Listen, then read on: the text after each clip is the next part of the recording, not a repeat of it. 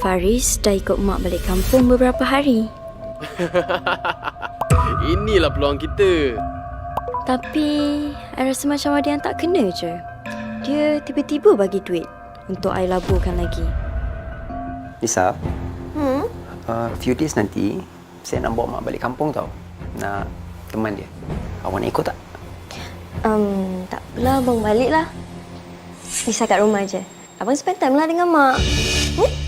Nisa, Di kampung rasa tenang. Mama pun gembira. Awak okey tak kat rumah? Semuanya okey je. Rumah pun okey. Abang jaga mak elok-elok ya. Rumah biar Lisa jaga. Saya baru dapat satu jumlah duit yang besar. Awak pula kan dah untung dari pelaburan sebelum ni. Mungkin saya boleh letak dengan awak juga. Okey je.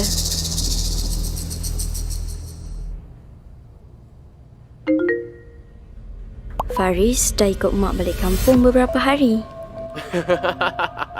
Inilah peluang kita. Tapi, I rasa macam ada yang tak kena je. Dia tiba-tiba bagi duit untuk I laburkan lagi. Itu lagi bagus. Bodohlah kita kalau kita tak ambil peluang ni. Terus pindahkan duit tu ke akaun kita. Bila dia dah sedar nanti, dia dah terlambat.